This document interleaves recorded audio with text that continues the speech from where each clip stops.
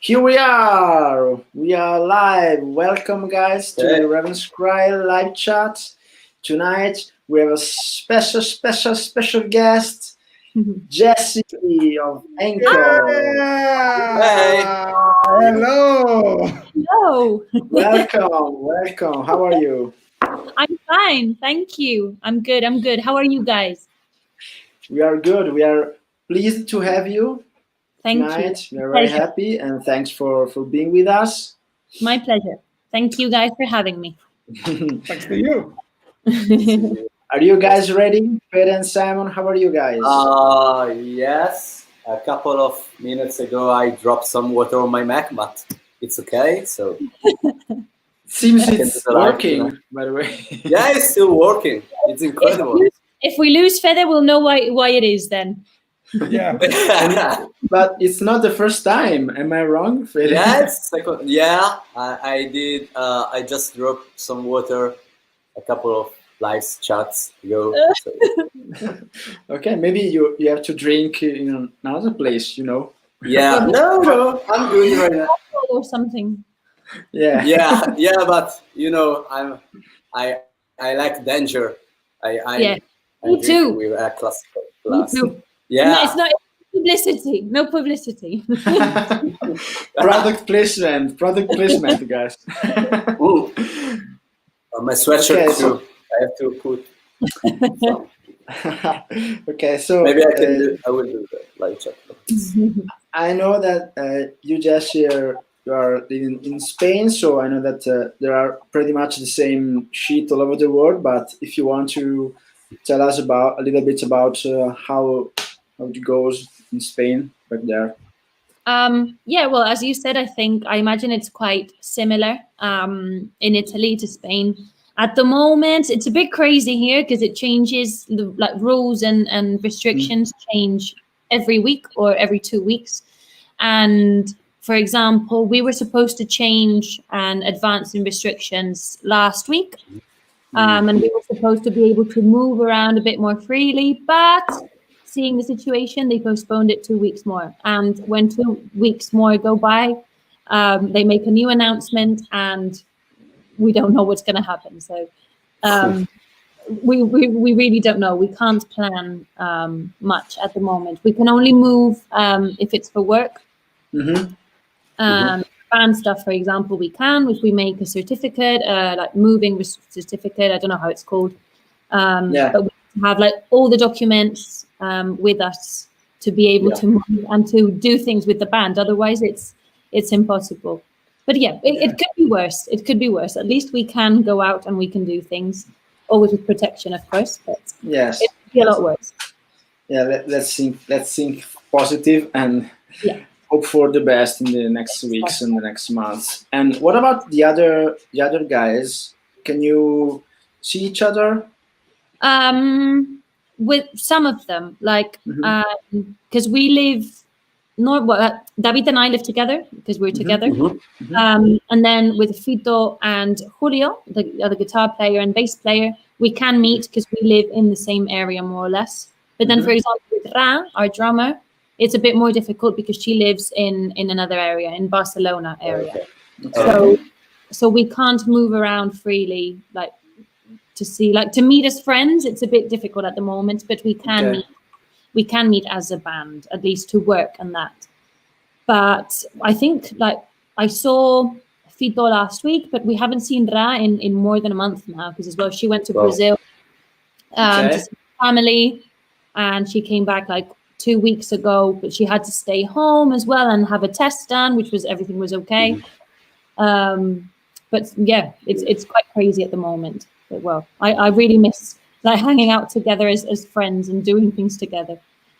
Well, is it the same for you guys? Do you all live quite close or not? We live close, except for Julia, because she is from Rome, so it's very far from us. And usually we see her when we have to play. So when we have to tour. Yes, for the year or so, but it's a very long time since we can play with her and sing with her and do rehearsals. So it's sad, but yeah. Let's stay strong and positive. Yes, exactly. Definitely. Always positive. Always positive. Yes. Okay, we have already some comments from our friends, right? Yeah, man. We have some greetings from our friend Christian Kramer, who says, "Hi, Jessica. I say some greetings too. I have seen you at the Hall of Fame in Switzerland. Great place. We've been there. The show was very cool. Which was the best from the show? Greetings, Chris from Germany." Hi. I remember that concert. That was last year with No Positive. Oh. And we did with them last year. And that show was a bit accidental, but that makes it even a bit more special. I remember that same morning, I used to do my nails. It's all very stupid, but I used to do with my nails with, And that morning, I don't know what happened, but we were in the van on our way from Italy. We had played in Italy, and we were going from Italy to Switzerland to play that night in Hall of Fame. And I don't know what I did with my hand. I just went like this, and my whole nail came off, like the gel nail with my nail together, and it was gruesome. Like the scene was gruesome. It was horrible. So we had to go to hospital. It all sounds really stupid, and it is, but it was quite horrible. We had to go to hospital. We were late for the show. Then in Switzerland as well, the system is different. So we couldn't use our in-ear system, and we didn't know until we got there. So it was all quite crazy, but I really enjoyed the show, and the crowd was awesome. So it was great. It was great. The best moment of the show, I don't know. I think it was all of it. I think the funny part of the show was because it was my middle finger. They wrapped it up like it looked like a huge sausage, and I couldn't bend my finger, so I was holding the microphone like this all the time. Middle finger at the crowd. I think that was the funny part of the night. But yeah, it was a great experience. Yeah, that's funny.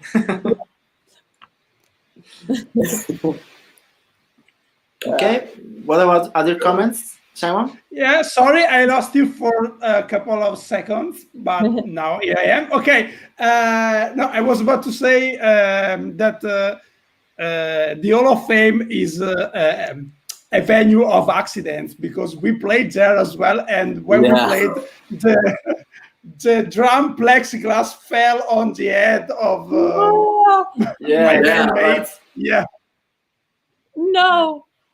Okay. Yeah, because I hit too hard, probably.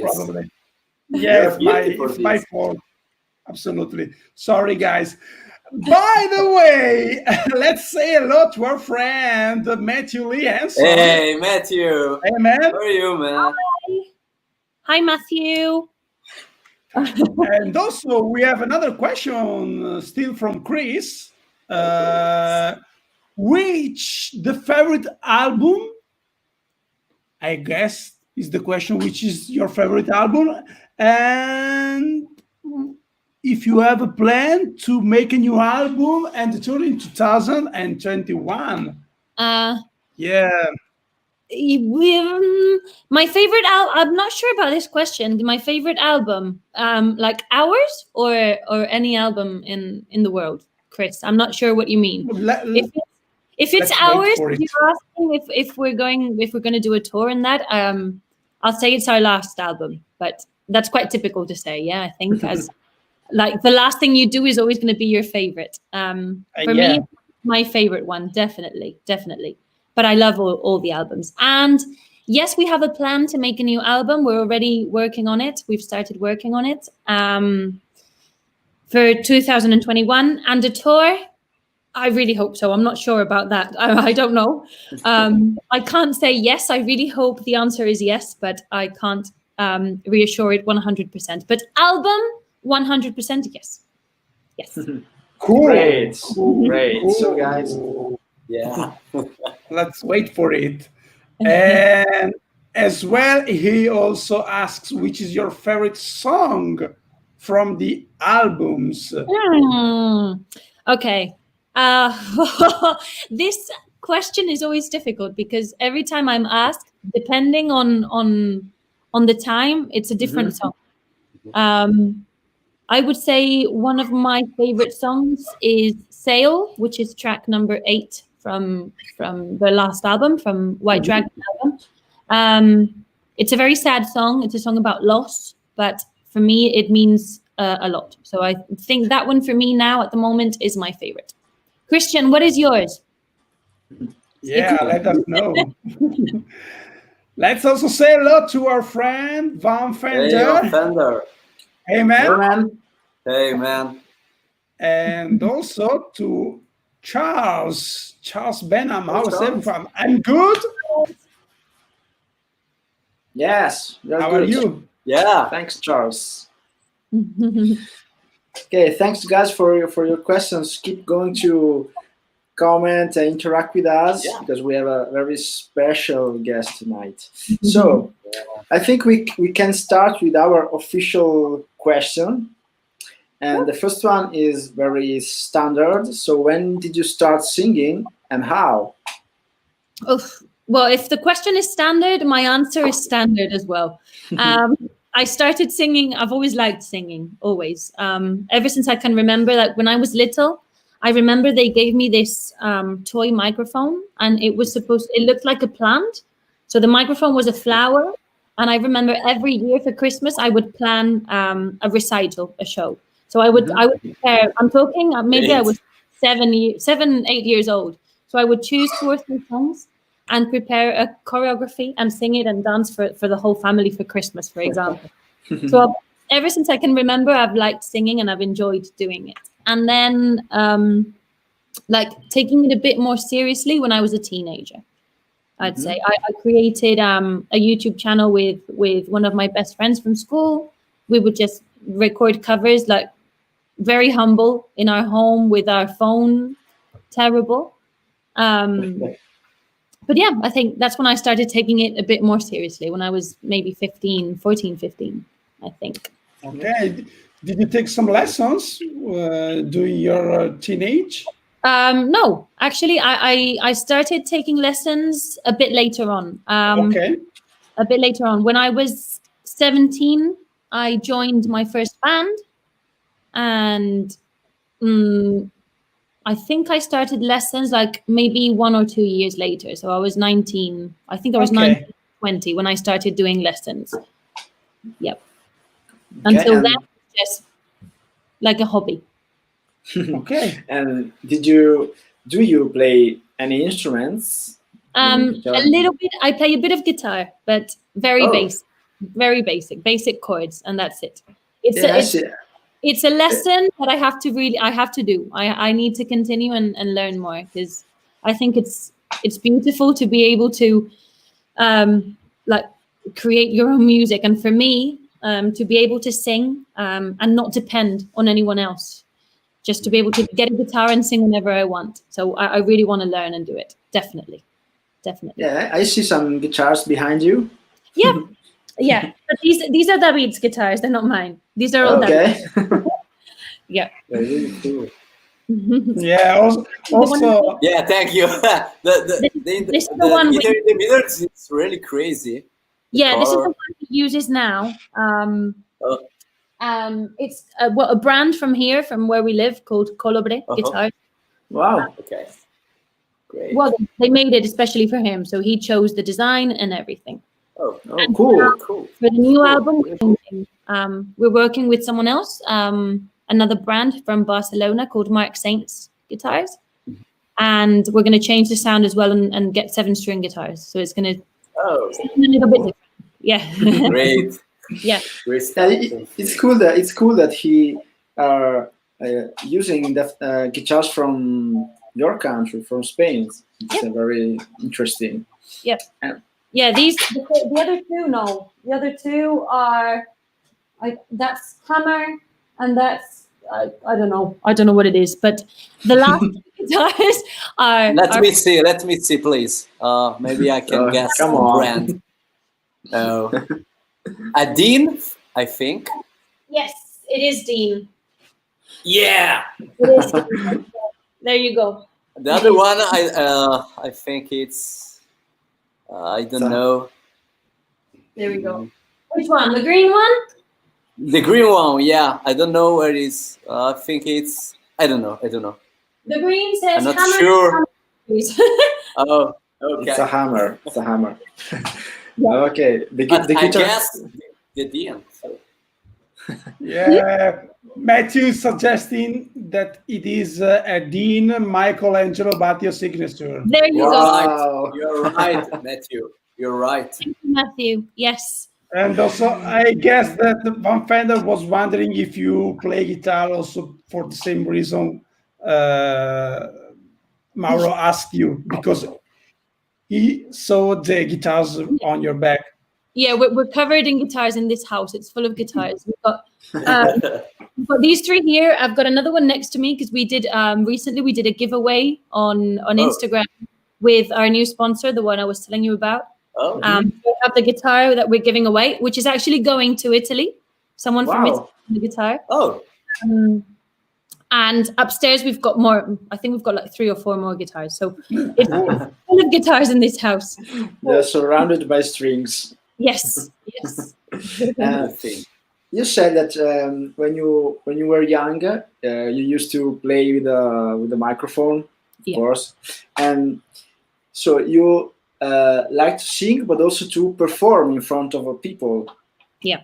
So there is another element, because I like to sing, but I'm shy and I want to expose myself to a stage. But you started early to appreciate the crowd. The spotlight, always. I don't need it all the time. Like, I'm not one of these people that have to be the center of the tension all the time. I'm not like that at all. I normally, if I'm in a group of people, I'll be more quiet and that. But when I'm like, if I trust everyone there, then yes, like I love being the center of attention. Definitely. Definitely. I think that's a good thing for a singer. Obviously, and in concerts and that as well, of course. Okay. And when did you decide to become a professional singer, and which was the spark that brought you to this decision? I don't think I ever decided. I don't think I made that decision, but I always wanted it, obviously. But I think that decision has come on its own. Well, on its own, working obviously a lot. But I think when I got close to that decision is when I started in ANKOR, obviously. Before that, it was just a hobby. I'd never really thought about like not working in anything else, just in a band, until I started in ANKOR. And then seeing how the band works, the system, promoting, like working every day, absolutely every day on the band. That's when that decision came to me, and I thought, I can live of this, just from this. Maybe not at big level, big scale, but working hard every day, I can do it. So that's when I realized that's what I wanted, and quit my job and then just work on the band professionally. That's it. That's great. It seems it was very spontaneously, Yeah, well, it's taken time, huh? It's taken a few years. But yeah. Well, let's say it rolled. Everything rolled to get to this point. That's great. And speaking a little bit about your influences, which are the albums and the bands that have influenced you the most during your musical growth? My number one was Avril Lavigne. Okay. For sure. Great. That was my number one. And then I had this emo phase, and it was all My Chemical Romance, Panic at the Disco, 30 Seconds to Mars of before, and all bands, Good Charlotte, bands like this, more emo. And I think these are the bands that influenced me the most, because I think for me, writing, for example, writing lyrics is always easier to write negative things and bad things. I find it quite difficult to write about good things or positive things. I don't know why. I really don't know why. I'm not a depressive person. I'm actually quite the opposite. But I think it always comes out easier to write about negative experiences, or it's a way of like expressing your emotions, your bad feelings, letting them out. Yeah. So I think emo bands have been my preference, and they still are. They still are at the moment. I still love those bands I used to listen to. But I think, well, I think most of us, all of us, go through that phase, like a bit of emo phase when we're teenagers.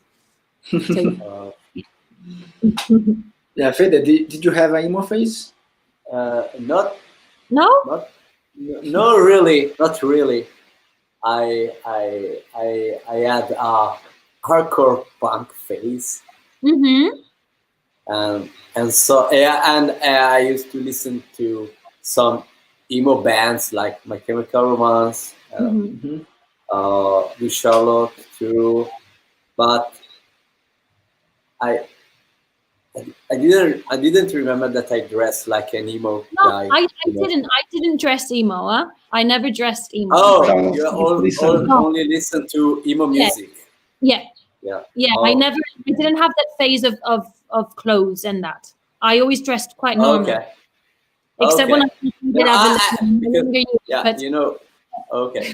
Yeah, you know, because I dress like a skateboarder. You know. Yeah. Huge pants. A skater boy, yeah. You know, because when I was younger, I had a skateboard and tried to do some tricks.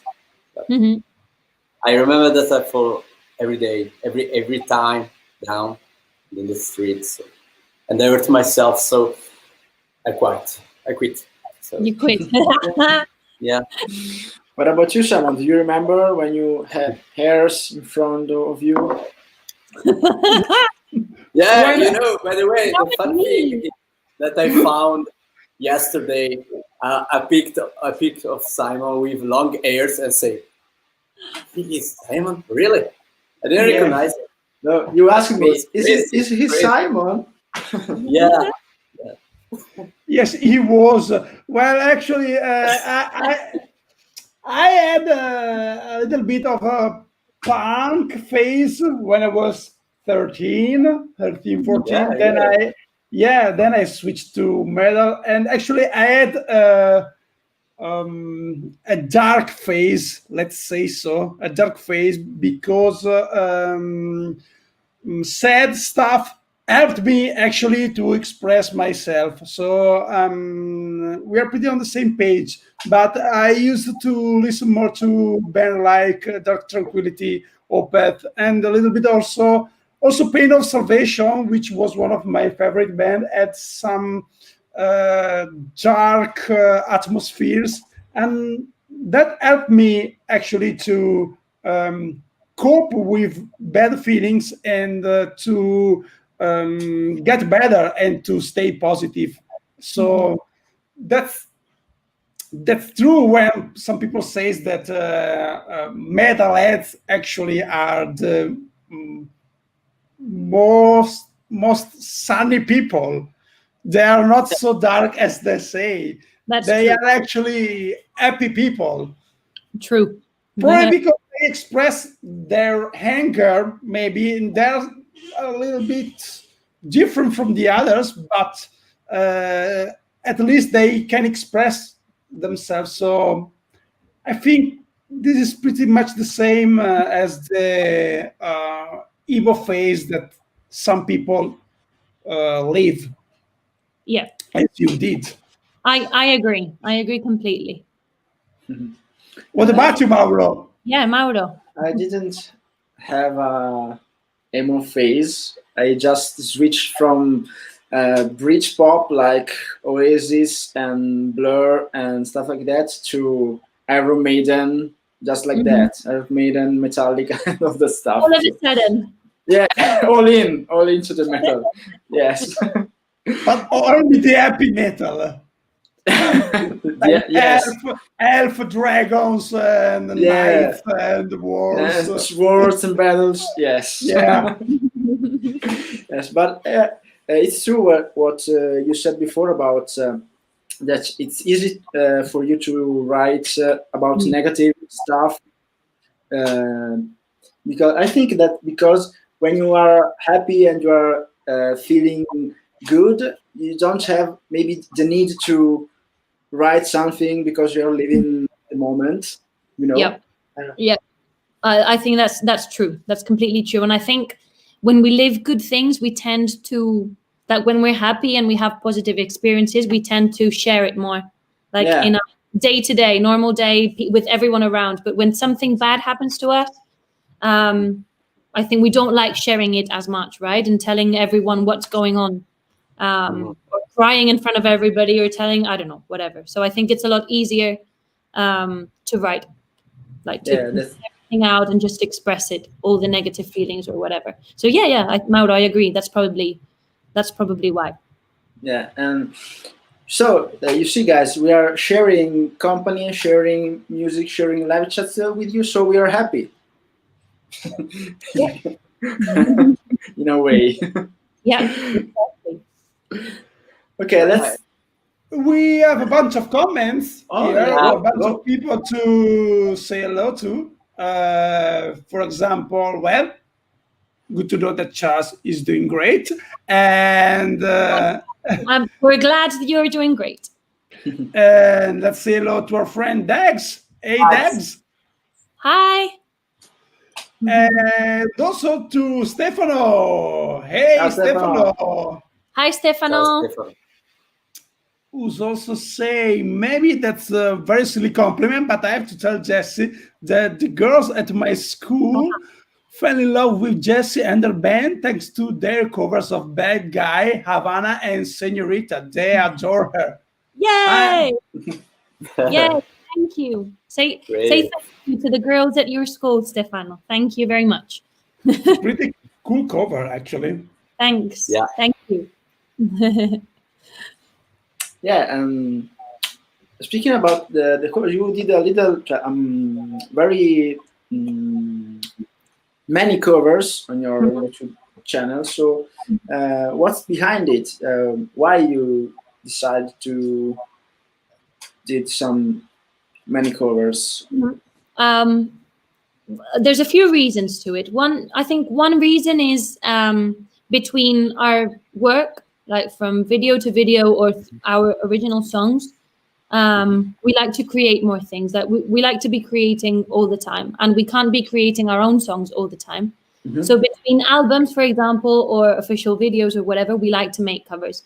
And we love listening to covers. For example, we're big fans of a band called Our Last Night. And they do exactly this. They get, for example, pop songs and transform them to metal. We've seen loads of bands, for example, who cover metal songs in metal or rock songs in rock. We don't do that. We always like to get songs which are quite different to our style. For example, a lot of people leave us in comments, for example, cover this song by Metallica or cover this song by Architects. But we never do it because it's already quite similar to the styles, and it doesn't leave us much space or range to create. So that's why we always get pop songs and cover them. And another reason is we love pop. I love pop music. We're big fans of it, and all the songs that we cover we like.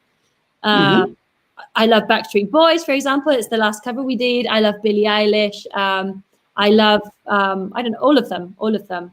So it's quite fun to do it. It's fun to perform as well and do these songs. And it's a way of giving extra material as well while we work on our things. So we're not completely silent. At least we have things to post on YouTube and social networks. Of course. And I had to tell you that you are doing a really great job. I love your covers, guys. Thank really. You. Thank you. Thank you very much. Let's talk a little bit about history. So how ANKOR was born and what are the story and the concept behind the project? Okay, this question is a bit tricky because I like ANKOR was born a long time ago, and I wasn't in the band. ANKOR was born in 2003, which is a long time ago, 17 years ago, and I started in the band in 2014. Okay. So it's 11 years of the band that I haven't lived, but I have been in the last ones, which are, I think, the most important for the band. But I know the story more or less of how it started, so I will tell it from what all the stories they've told me. So basically, ANKOR started with David, who is our guitar player, one of them, and some friends in a small town. They wanted to start a band. They were like huge fans of metal, and they wanted to start a band. So one day they got together and said, okay, we're going to start a band. I will play this instrument, you'll play this instrument. And they decided which instruments they were going to play each. And that's when they started to learn how to play these instruments. It's not that they played already and they made a band together. They didn't even know how to play, some of them. And they started playing then. And then it started, the first singer was a guy. And then I think maybe 2 or 3 years later, or no, 2000, it was 2006, I think, that the first female singer started in ANKOR. They made a first album, which was in Spanish. So ANKOR started singing in Spanish, only one album, and then they changed to English. And then they did 2 albums more. 2 more, and that's when I joined in the band. And then we've done 2 more, and an EP, of course. But basically, ANKOR started with a bunch of friends who wanted to play and make music, and that's it. That's how it started. I imagine like most bands, a lot of bands start the same way, yeah, with a group of teenage friends who want to play and start playing in the basement or in the garage at home. Yeah. In the beginning, you all just want to play, and then exactly. And do you remember how did you join the band? The very day that you joined the band? Yeah, sure. Yeah. I remember. I told you before, I started when I was 18, 17. I started in another band, which was more. We started doing pop rock. And then it all evolved, and suddenly one day we were doing metalcore, a lot harder than what we do with ANKOR. And I think David sent me a message because they were playing in Barcelona in April 2014. And they sent us an email to support them in Barcelona. So we did the show. We started talking a lot then. We became friends. And they had problems with Rosa, who was the previous singer, and she decided to leave the band. And that's when, they sent me a message to start. And I think this was May, just a month later from that show, I joined ANKOR in May 2014. Yeah, I remember. I remember David sending me a message as well that day because they were going to talk to her, and they were like 100% convinced she was going to leave. Because she had told them, she said, we need to talk. And we all know what that means, yeah? When someone says we need to talk, we all know what that means. And I remember saying, okay, if she left the band, they would get me as a singer. And I was really excited. But if she didn't leave, then obviously not. And I remember saying, okay, if she leaves, phone me to give me the good news. But if it's a no, do not call me. Just send me a message and say you're not in ANKOR. And I remember they phoned me. A few hours later, I got the phone call. I was like, yes. So yeah, I remember perfectly that moment. And what did you do in that hour when you were waiting for the answer? I don't remember, but probably bite my nails, eat a lot of food, go crazy. I don't know. I was nervous. Of course. But it worked out. It worked out fine. So I'm glad. Yeah, that's great. That's great. And from that moment, what's the songwriting process of the band, and how do you usually come up with your ideas? It depends on the song. some songs we have, for example, I've got ideas for lyrics, or I've got lyrics written, but they're not like official lyrics. So it's not a whole song written, all the lyrics from top to bottom, but it's a bunch like of ideas and phrases that I've written. And then I know that song, for example, I say, hey guys, I want one song that is about this, about, I don't know, for example, losing someone. And we'll make a song from that. Sometimes it's the opposite idea. Sometimes we have the music done. Maybe David and Ra have a great idea. Normally it's them two who do more like musical process. They have a great idea. We put it together and then we listen to the song and think, okay, what does this mean to me? So I don't know, close your eyes. We listen to the song and we'll see what it means to us. And then brainstorming. So this means this to me. Sometimes for some songs, we just, if this is the case, for example, we sit together and write the lyrics together. And other songs, normally all the songs are very, very personal. So for some songs, for example, maybe some of them write it in Spanish. They write an idea in Spanish and I change it to English. But yeah, we work together a lot. That's great. It's quite interesting that when you're talking about feelings that you guys have while listening the stuff. So it's curious, it's interesting. Yeah, and it's quite funny because normally we all feel, well, I imagine it's not very difficult, right? But we normally all feel more or less the same things when we listen to our songs, just with no lyrics, no singing, just musical, just instrumental. But we normally quite agree on what we feel with these songs. So it's quite easy to work on them as well. Yeah. That's great. That's good. Sometimes because I teach guitar on schools, and sometimes I do some chords, different chords, and I ask to my students what that chord means to you, what emotion and feelings that you are experimenting listening to this chord, and every time is different. So every student has a different interpretation of it. So it's good that you guys are so connected. And I think it's probably from working together and I do believe we have a connection and we're all very good friends. We're like a family. And I do believe we're connected in this sense. So I think, it's quite curious, but I think we agree. Normally we agree in almost everything, and not just musical, as well as in what to do in the band or what decisions to make. We normally agree 100%. So and if we don't agree on something, if one person says no, we don't do it. We change it so that we all say yes. So that's why it's very easy to work in the band, honestly. Yeah, that's very important. Very important. Yeah. Do you spend a lot of time besides music together? Yes, we do. Now, obviously, with the situation, it's a bit more complicated, but yes, until not long ago, like until 3 weeks ago, a month ago, Fito, David, and I, the two guitar players, and I, we lived together. So 24/7, basically, for us three. Yeah. The band, it was 24/7 together, and doing live together all the time, having lunch, breakfast, dinner, everything together.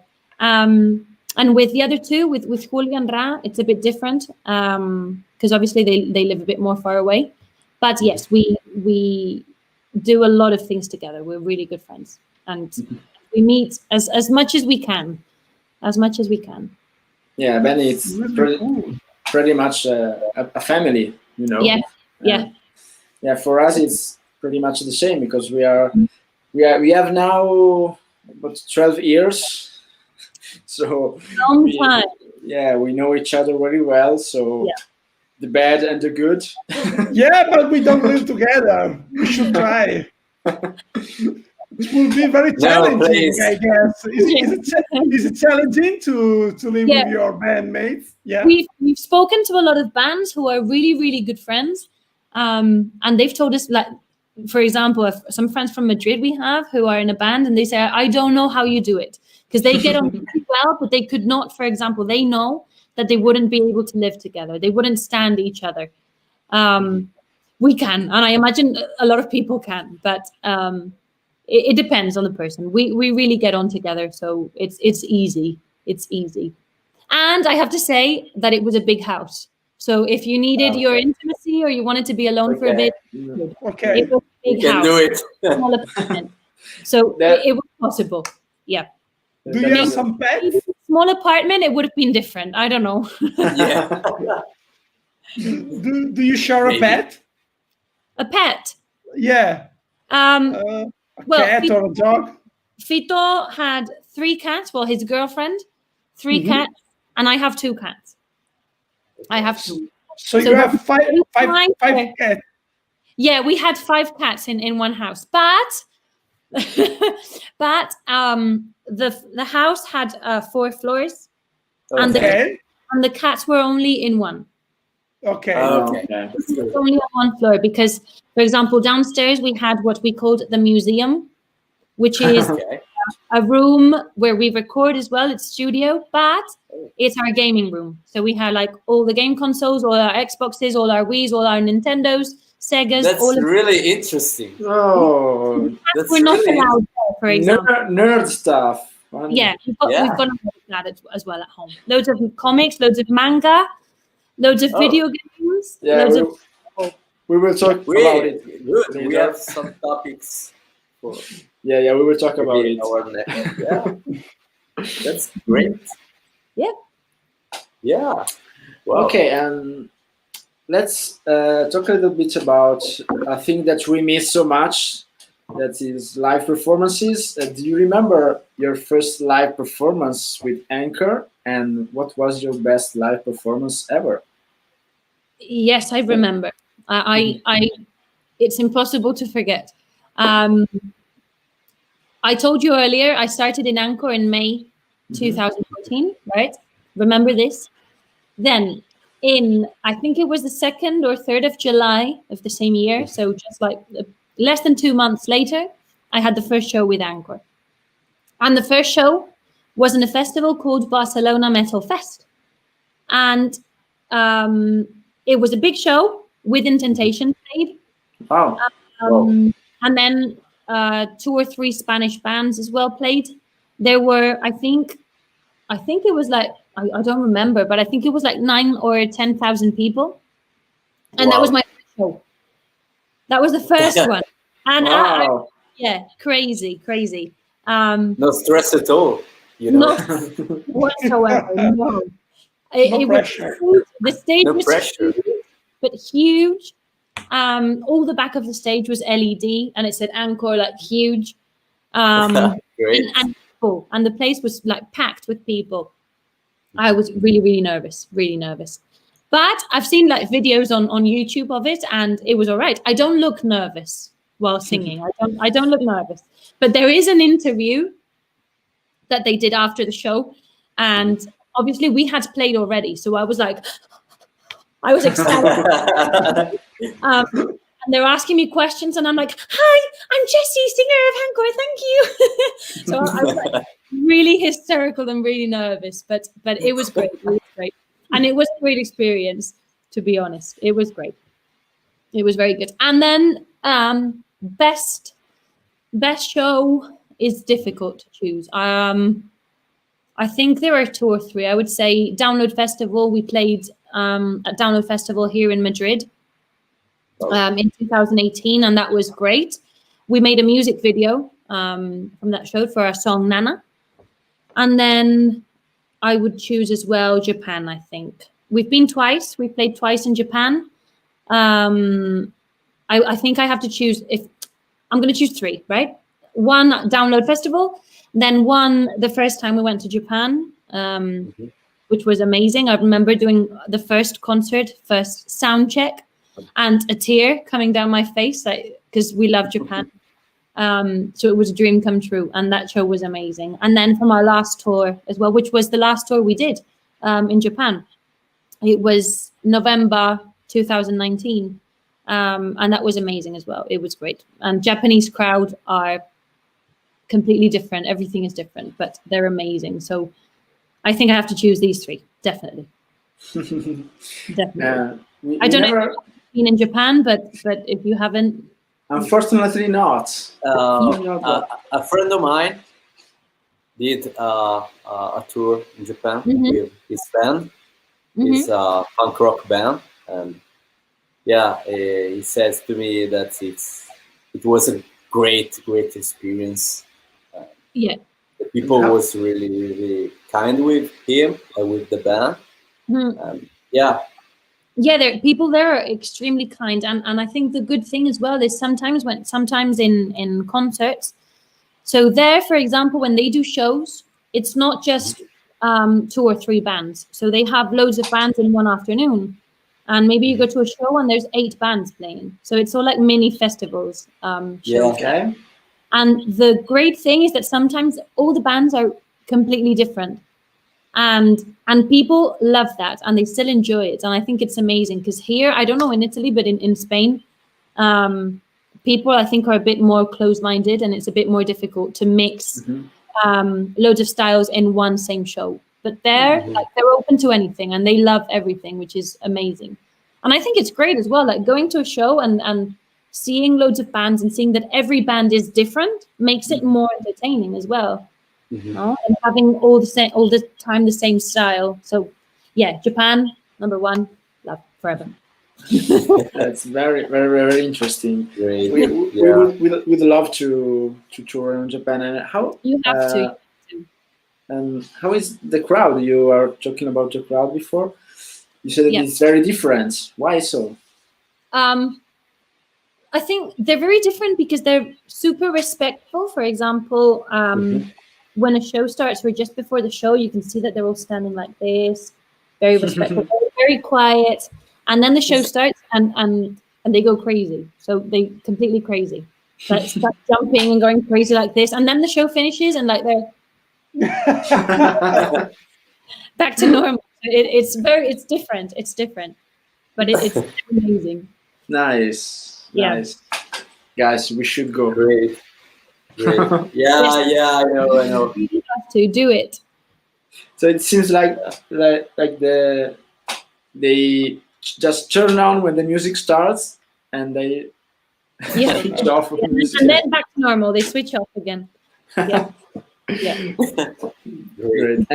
Do you have any funny stories about touring? That you can say, of course. We've had loads. But for our last tour, this wasn't funny. It's funny now, but when it happened, it wasn't funny. The last tour in Japan, we did Taiwan and Japan. So we went to Taiwan first. We played 2 shows in Taiwan and then Japan. So we flew, well, I'm English, they're Spanish, and Ra is Brazilian, okay, nationalities. So we didn't need any visa, but Ra, because she's Brazilian, she needed a visa to get into Japan and to get into Taiwan. So she got a visa for Japan, which was 1 entry, right? But then to go to Taiwan, we flew to Japan, and from Japan, we flew to Taiwan. The thing is, it wasn't a quick scale, so we got off the plane and exited the airport. So they put a stamp on her passport. Everything was fine. We flew to Taiwan, played. We were in Taiwan, about to go to Japan. It was 5 a.m. We got into a crazy taxi, driving like super fast. I've never seen a car drive so fast in my life. And we were all in a taxi like this at 5 a.m. going to the airport. We got to the airport. We were doing check-in. And then the receptionist, the guy from the airline says, you can't fly to Ra. You can't go into Japan. And you're like, whoa, no. What? You can't go into Japan because your visa says 1 entry and you've already had that 1 entry. No. We didn't know. She had to get multiple entry and we had no idea. So she couldn't fly to Japan and we had to leave her in Taiwan. We had to go, like the rest of us, the 4 of us got on a plane and we left her in Taiwan. Like we had to do it because it was that or losing 5 flights, not just 1. So she had to go, we flew to Japan because we had a show as well, like 2 days later. She had to go to the embassy Brazilian embassy and Spanish embassy, and no one could give her a solution. The solution she had to do was fly back to Spain, and that's what she did. She flew back to Spain, went to the embassy here. She got another visa and flew back to Japan. No way. Gosh. Yes, we played 2 shows without her. We played 1 show with the drummer of a band we were playing there called Fake Island, which are amazing. And he learned the songs in 48 hours. He learned all the songs and did a show for us. And then we did another show with the drums sent by the laptop. No drummer, but it was that or nothing. So that's what we did. And then we met with Ra back in Kyoto, and we were all happy again. But it was crazy, and poor thing, it was horrible for her. That's why I'm saying it wasn't funny at the moment, but now, yes, now we all laugh about it. Wow, crazy. We've got loads of stories, millions, loads of them. Yeah, I can imagine that. But this one, I think it's enough. I mean, it's very they're not all as crazy as this one. Other experiences are a bit more normal, but this one is very crazy indeed. Yeah. Okay, then.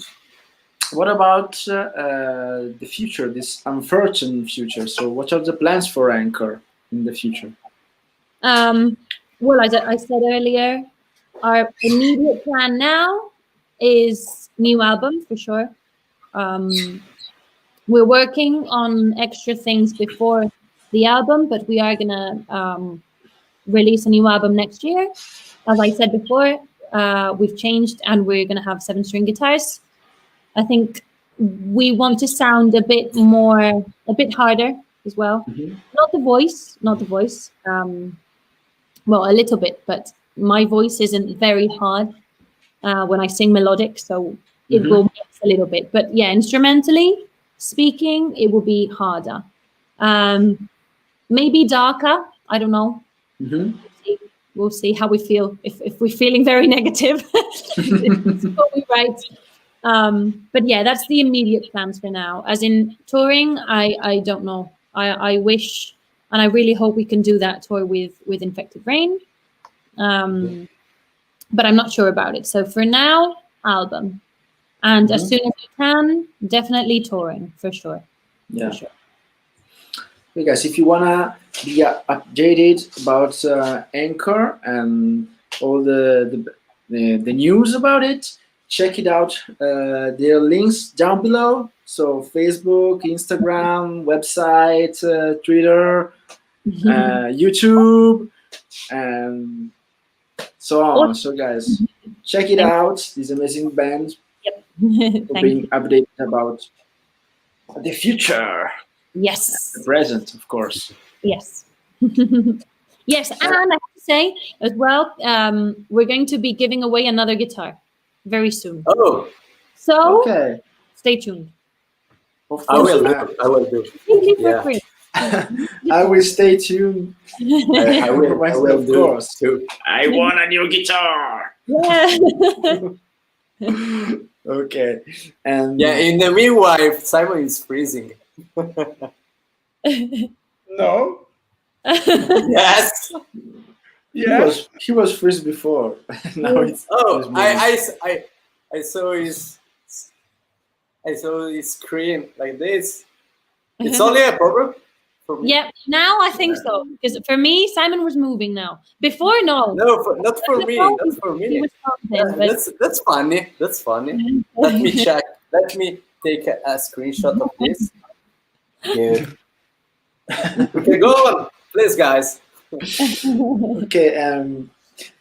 Jessie, do you have any side projects besides ANKOR? Not really. Yes and no. Like main project at the moment is ANKOR, but I do sometimes do voiceover.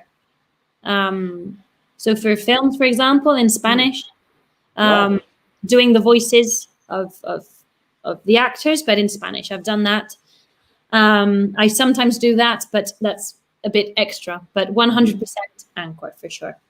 And then side projects, I think they all involve ANKOR, to be honest.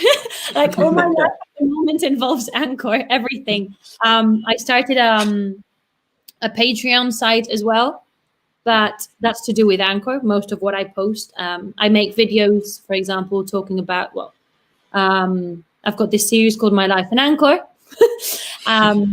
and talking how I started and the evolution, for example, in the band, and then just post as well, random stuff, Zoom hangout with fans and that. But yeah, that's ANKOR as well, in a way, indirectly or directly, it's ANKOR as well.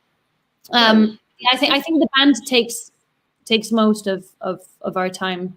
So I think the most clever and sensible thing to do is to focus on the band 100% for sure. Yeah, and it's what we love doing, so it's perfectly fine. It's great. Yeah, it's a good thing, I think. Exactly. Yes, definitely.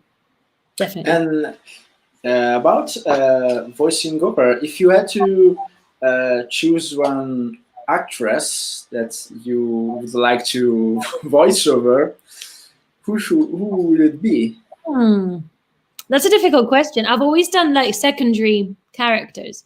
But if I had to choose an actress, I don't know, probably I would choose, not now because they're already done, but I would have chosen maybe Scarlett Johansson to be able to do the Marvel saga as well.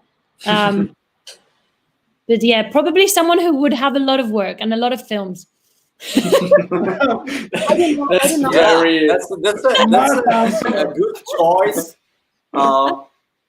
I don't know, an actress, for example, I like a lot. Maybe I love Helena Bonham Carter, for example. Great. Yeah, why not? I'd say her because she always plays crazy characters, so she's fun.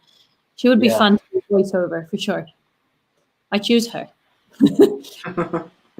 That's curious. And I forgot to also share your personal links and also the Patreon page. So don't worry, it's fine. Yeah, see, banner drop. Woo! Thank you. I want to do this stupid thing. Thanks, guys. Yeah. So guys, you can check Instagram. That was quick. Very quick. Yes, we have a very quick man. Yes. Well done. Well done. That's not me, by the way. So, and of course, you don't know who is. The Patreon page to support the band. Thank you. Okay, we are now to the very interesting question, because usually we spend a lot of time here speaking about hobbies and interests. So, which are your hobbies and interests in music? I love, definitely my number one is cinema. I love movies. And actually, I'm going to tilt the laptop so that you can see our cinema corner. Well, more or less. It's not a cinema, obviously. But wow. But we have our posters there. Yeah, we love movies. And when we're not doing music, we're watching films or watching series 100% all of the time. Or playing games as well. I think that would be another hobby. I'm addicted to Animal Crossing at the moment, for example. On the Switch? Yes. I've only had it for a week now. They gave it to me a week ago, so I haven't been playing long. But before that, we love playing Nintendo Switch. Super Mario Odyssey, The Legend of Zelda. So that's basically what we do: make music, watch films, and play video games. I don't know. What do you guys do in your free time? What are your hobbies? Watch movies, of course, and TV series, and Netflix, and Prime, and Disney Channel, whatever. All of it. What's your favorite series? Number one. Right now. Of all the time? All time. I would say Breaking Bad. Good one. Yes. Good choice. I think this could be my answer, but which ones? Right now, I think it's all the time. It's Rick and Morty. Good. Yeah, because I don't know why, but it's perfect. Yeah. Even than Breaking Bad.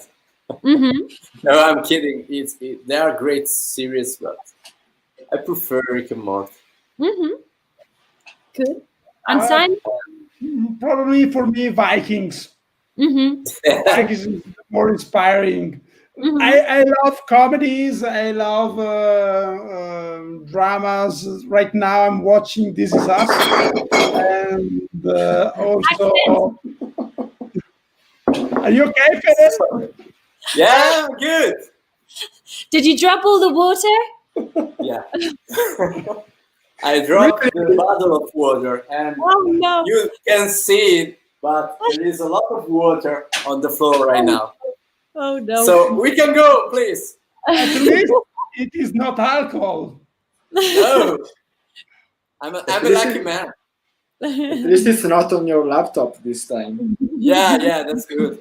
Exactly. It's only on the floor. That's fine. There's a lot of water, by the way. So. Anyway. Okay.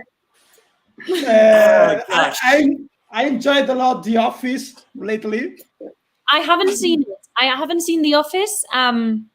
But David, for example, is one of his favorites, and he loves it. And he always says that I have to watch it. So I will start watching it probably very, very soon. It's awesome. Good. Yeah, everyone has told me, everyone who has seen The Office has said the same thing, that it's amazing. So yeah, it's really cool. What's your favorite? Game of Thrones. Game of Thrones. Oh. Yeah, definitely. I never watched it. No. Me too. Yeah. Yeah, we're searching a new drummer for that. Yeah. but the reason why I am not watching it because I know that it's really addictive, and I don't like to be so addicted to TV series because I want to save some time. So I'm trying to keep that away from me right now. But that long. You never know. There are longer series though. Like it's not that long. You could watch it. It is really addictive, but for example, the last seasons don't have many episodes. Okay. They're long. They're more than an hour, but maybe there's 7 or 8 episodes, so it's not that long. Okay. You have to watch it. If you like Vikings, Simon, you'll like Game of Thrones for sure. I know. Yeah, I agree. Because I watch Vikings too, so I know that you will like also Game of Thrones. Yeah. How many seasons is Game of Thrones? 8. 8. Yeah. I will check out. What about movies? Yeah, that's a question. Movies. I think for me, I love my all-time favorite movie is Moulin Rouge. And then I'm into horror films. I love horror. And Tim Burton. But horror movies, like I'm always up to watching horror movies. They're definitely my favorite. I lose one. But probably maybe one of the latest that I've seen that I really liked is The Visit. Have you seen The Visit? No. The Visit. The Visit is great, and I really liked Hereditary as well. I don't know if you've seen Hereditary. No. Not yet. That's another great film. I love horror films. What about you guys? It's a difficult one. I can answer The Shape of the Water from Guillermo del Toro. Yeah. That's great. Yeah, that's a great movie. Yeah. And all my favorite movie, by the way, is The Godfather, Part 1 and 2. 3 is good, but yeah, it's good. But not as good as, Yeah, and gosh, I have a lot of Korean movies. I don't know. It's difficult to choose a few. Yeah, I believe. Yeah, I don't know. Interstellar, the Batman trilogy from Nolan, Memento from Nolan. Okay. All the movies from Tarantino. Yeah, all the movies you said are great. I love all of them as well. Yeah, I think. Yeah, they're all great. Yeah. If I think about myself and all the films that I loved, there is a sword in it, or a man that kills everyone. Or Okay. a girl. Yes, or a girl like Kill Bill or John Wick or The Last Samurai. John Wick saga. The Last Samurai, Gladiator, that kind of stuff. I like them too. Good movies. They're good. They're great. Good Rambo.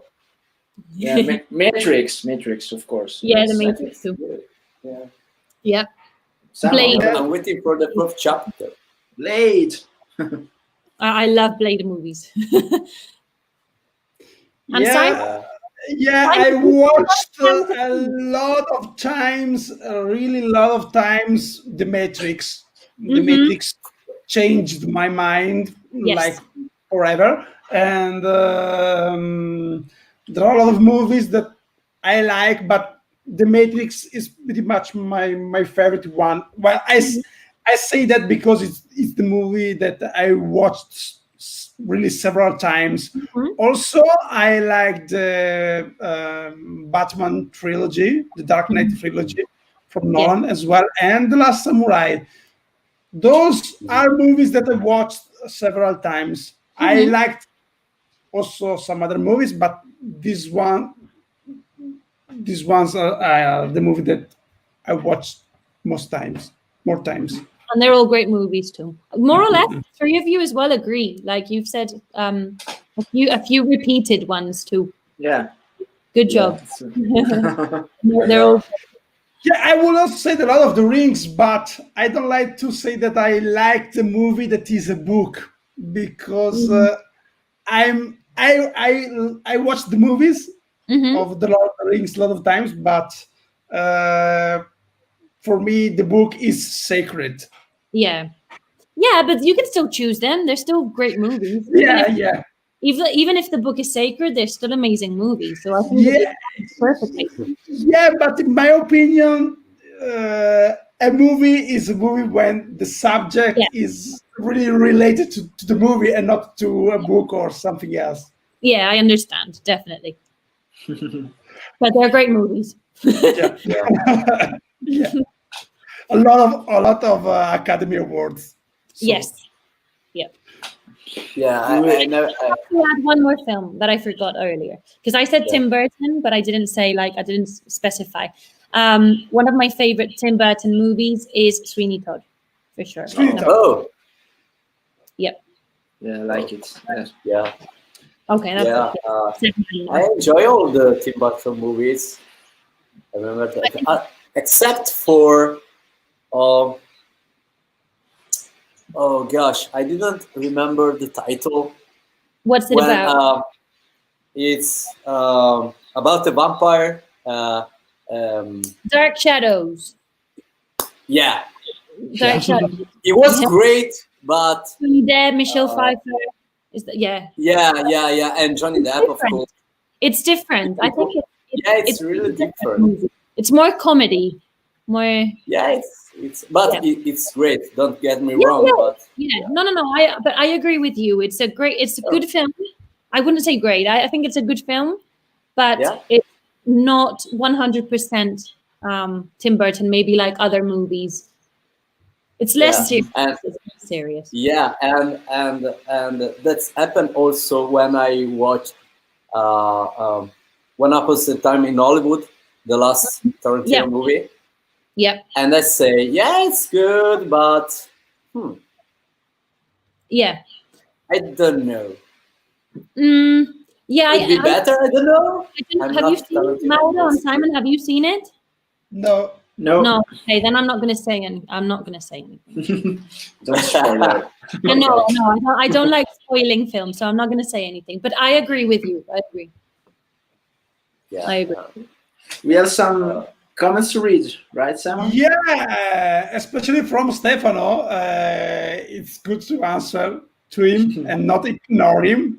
Poor guy is a really good friend of ours. So, here's the first question from Stefano. Jessie, how did you first meeting with the other bands happen? Okay, how did your first meeting with the other band members happen? Well, it happened when we did the show in Barcelona. Yeah, like, we had been talking on Facebook, I think it was, but we had never seen each other face to face. And the day of the show is when I actually met them, and I thought, oh, they suck. No, I'm kidding.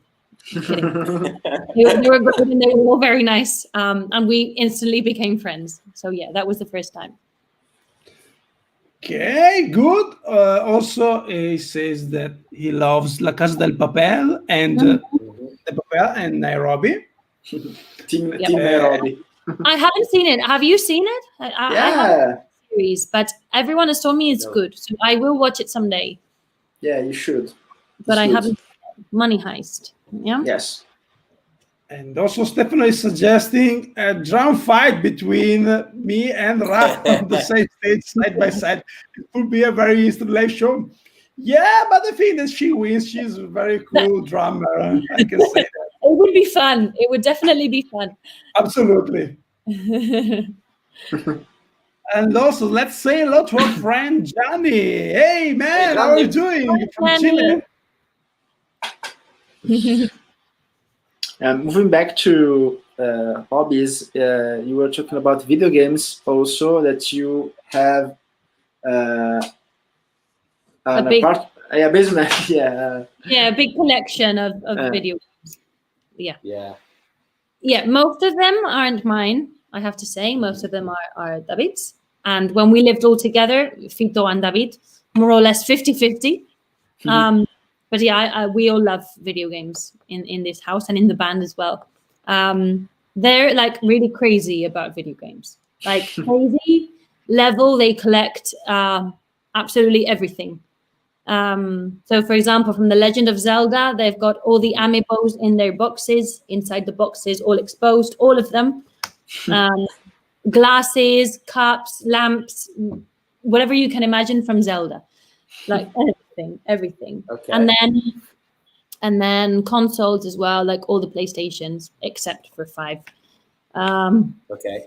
Yeah, I like on Nintendo as well. There's a whole section dedicated to Nintendo. But yeah, we've got loads. What's your favorite? I think my favorite has to be Breath of the Wild. Legend of Zelda, Breath of the Wild. For Nintendo Switch. Definitely. I think it's a game, it's open. Have you played? I don't know if you've played, but... No, never. No? Any of you? No? Well, it's open world. So basically you can do anything. Absolutely anything you want. And at the rhythm that you want as well. So you've got missions to do, but sometimes you could be... I could be like 2 months without doing any missions, just walking in the mountains. And you can do absolutely anything. And the story as well is amazing. The music is amazing. And it's a really, really long game. I still haven't finished it. But I'm close. I'm closer to finishing. But yeah, that has to be number one. And then I really like as well. Well, when I was little, I loved Spyro. And I still like Spyro. I bought the Spyro trilogy last year for PS4, which is great. And I also love Mario, Super Mario Odyssey, for example, is a great game. Yeah. And now I'm guessing, which is I find very entertaining. What about you guys? I don't play video games anymore, but in the past I used to play Diablo 2, Age of Empires, that kind of strategy game. And when I played the PlayStation 1, I used to play Metal Gear Solid and Tekken, of course, Tekken 2. Yep. But right now, I don't have time to play video games, unfortunately. Maybe someday. Someday, yeah. It is addictive, so if you don't have time, don't start. Yeah, like Simon with Game of Thrones. I used to be addicted to video games, but then I stopped. When I was a kid, I used to play with the Game Boy a lot. The first Game Boy, the gray one with the gray one. Yeah, with Super Mario. And then I used to play with my computer because I don't have a console. I never had a console because my mom didn't want me to play video games. But as I needed a personal computer to study and to work, I also managed to install some video games. So I used to play Tomb Raider and Diablo 2, Gatekeeper, and also I used to play FIFA. A lot of FIFA 98 and Quake, Unreal Tournament. And then I started to go very badly at school, so I had to stop. You stopped. Yeah. Because my mom told me, choose video games, school, drunk it. Okay, let's choose at least drunk it and school.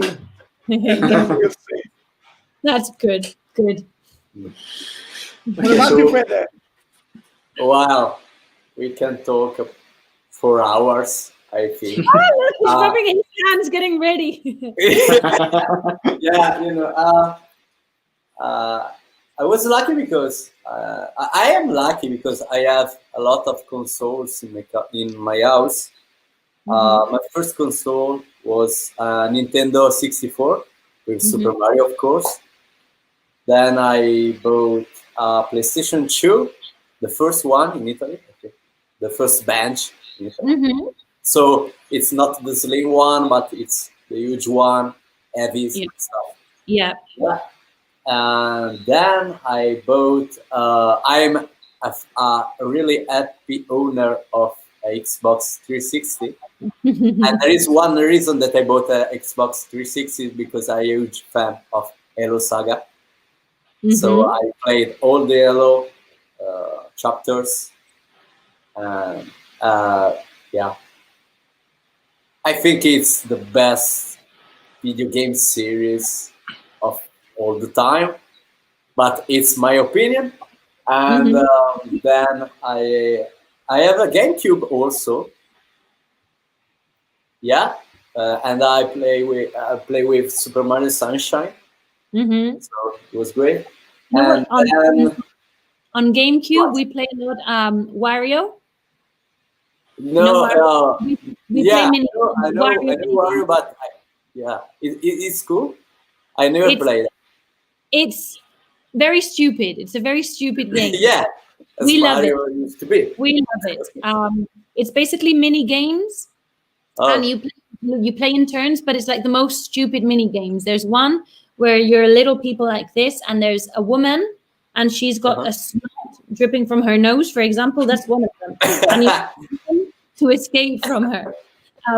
It's games like that. But if you have a GameCube, I think for me it's one of the best games. Yeah, I really recommend it.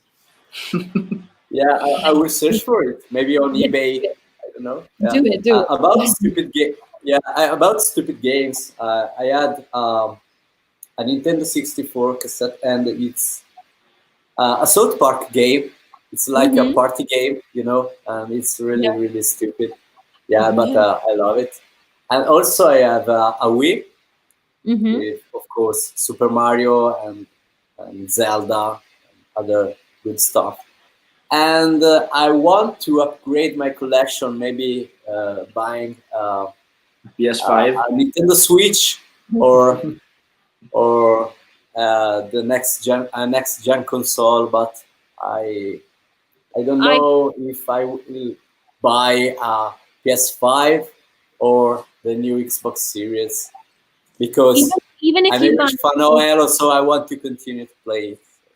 Even if you buy PS5 or a new Xbox, whatever, I really recommend you buy a Nintendo Switch.